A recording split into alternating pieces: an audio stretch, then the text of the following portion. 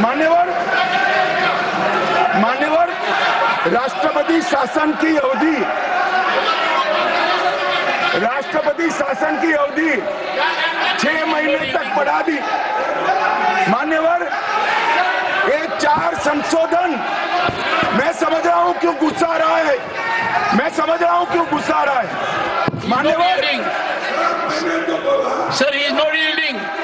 Honorable Home Minister is not yielding. Are you yielding, sir? मान्यवर मैं आपको address करूंगा।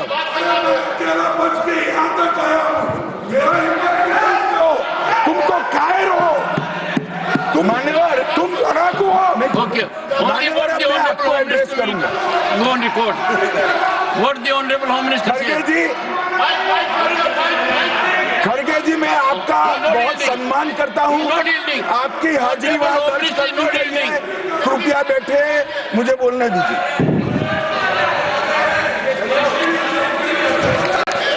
मान्यवर ये चारों संशोधन मैं मेरी पार्टी के दफ्तर से नहीं ला सकता।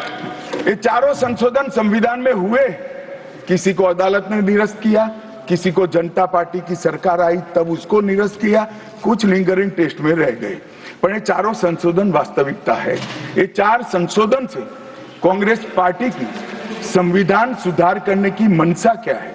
एक में हम पर केस न हो, दूसरे में हम चुनाव हारने वाले तो समय बढ़ा देना, तीसरे में मेरे पर जांच नहीं हो सकती, और चौथे में नागरिकों के संविधान प्रदत्त अधिकारों को समाप्त करना। ये उद्देश्य बताते हैं। अब मैं हमारा 4 संशोधन लेकर आता हूं माननीय। सबसे पहला संशोधन नरेंद्र मोदी जी ने सरकार में किया, 101वां नंबर भी अच्छा आया है।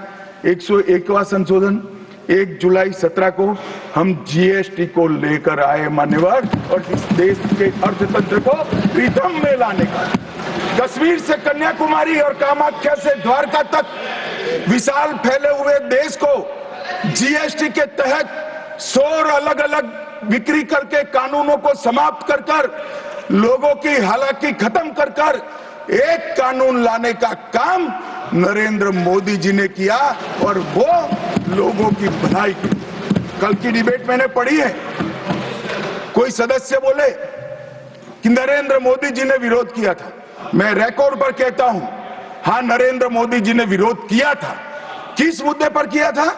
आप जीएसटी तो लाना चाहते थे, मगर राज्यों को कंपनसेशन की गारंटी देना नहीं चाहते थे। हम जीएसटी भी लाए और राज्यों को विकास दर के हिसाब से कंपनसेशन की गारंटी भी दी। इतना ही नहीं, गारंटी का 10 साल तक पालन करने का काम भी भारतीय जनता पार्टी की नरेंद्र मोदी सरकार ने किया। हम संशोधन लाए देश के अर्थतंत्र को सुचारू बनाने के लिए। दूसरा संशोधन लाए 102वां संशोधन, national commission of backward class को संवैधानिक दर्जा देने का काम। अब कुछ लोगों को पेट में दुख रहा है कि नरेंद्र मोदी जी ने ये क्यों किया। मैं साहब आगे बहुत सारी बातें बताऊंगा। नरेंद्र मोदी जी इसलिए कर पाए कि आपने नहीं किया था। अगर आप ये कर देते तो मोदी जी के तो भाग्य में ही नहीं आता। मगर साहब, पिछड़ी जातियों का कल्याण कभी भी कांग्रेस पार्टी का विश्वास नहीं रहा, मान्यता नहीं रही, नीति भी नहीं रही। भारतीय जनता पार्टी ने संविधान संशोधन पिछड़ी जातियों के कल्याण के लिए। तीसरा संशोधन क्या लाए? 130वां संशोधन 12 जनवरी 19, किसी भी जिनको आरक्षण का फायदा नहीं मिलता है ऐसी जाति के गरीब से गरीब बच्चों को 10% आरक्षण देने का फैसला। गरीब कल्याण और गरीब हटाओ की बातों, गरीबी हटाओ की बातों सालों तक करी, सूद नहीं मिली, समय नहीं मिला, विचार नहीं आया।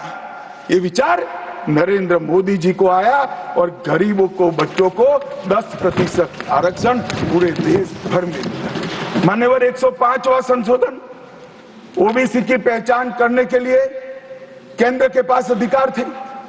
अब मैं बताना चाहता हूं, इतने बड़े विशाल देश में 140 करोड़ की जनसंख्या में पिछड़ी जातियों का पिछड़ापना क्या कोई एक केंद्र सरकार कर सकती है? फेडरल स्ट्रक्चर की बात करते हैं, मगर अब तक केंद्र सरकार के पास ही रहा था। नरेंद्र मोदी जी ने कहा इसके कारण पिछड़ा समाज को अन्याय होता है। आगे से ये संविधान संशोधन करने के बाद 10 अगस्त 2021 के बाद पिछड़ापन का निर्णय करने का अधिकार राज्य की सरकारों को देने का काम नरेंद्र मोदी। और मान्यवर, सबसे अंतिम संशोधन में पांचवा कहना चाहता हूं, 106वां संशोधन, और मैं तो क्रम में बोला हूं, एक भी काटा नहीं। 101, 102, 103, 104, 105, 106 सभी के सभी जन कल्याण के लिए। और छठा सम्मेलन संशोधन था 28 सितंबर 2023 को, मातृशक्ति को शक्ति प्रदान करने का, मातृशक्ति को 33% आरक्षण, नारी शक्ति वंदन अधिनियम। मान्यवर, मैं आज आपके माध्यम से पूरे सदन से और पूरे सदन के माध्यम से देश भर की 140 करोड़ की जनता को कहना चाहता हूं कि जब इस दोनों सदनों में 33% नारी शक्ति बैठेगी, संविधान निर्माताओं की कल्पना पूरी हो जाएगी। मान्यवर, इनकी आत्मा को बहुत शांति मिलेगी। इसके अलावा भी हम कई कानून लेकर आए। हम कानून लाए ट्रिपल तलाक को निरस्त करने का। अब ये कहते हैं आपकी वोट बैंक की राजनीति है। मान्यवर, सुप्रीम कोर्ट का कोई वोट बैंक होता है क्या? सुप्रीम कोर्ट तो चुनाव नहीं लड़ती है, जजों को चुनाव नहीं लड़ना है। ट्रिपल तलाक समाप्त करना चाहिए और साहबानों को मुआवजा देना चाहिए। दोनों जजमेंट सुप्रीम कोर्ट ने अलग अलग समय पर दिए थे, परंतु वोट बैंक की राजनीति हम नहीं कर रहे हैं।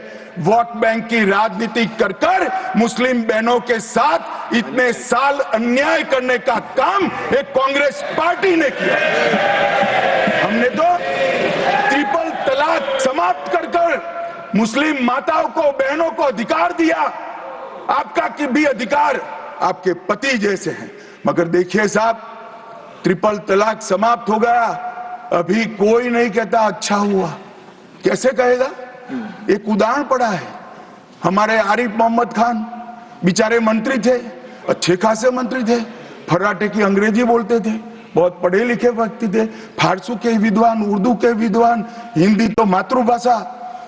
अब उन्होंने कहा कि साहबानों को मुआवजा देना चाहिए। मंत्री पद भी गया, सांसद पद भी गया, और बेचारे कई सालों तक संघर्ष करते। कौन बोलेगा? मान्यवर, इनका जो पद्धति है, वोट बैंक की पॉलिटिक्स करने की पद्धति है।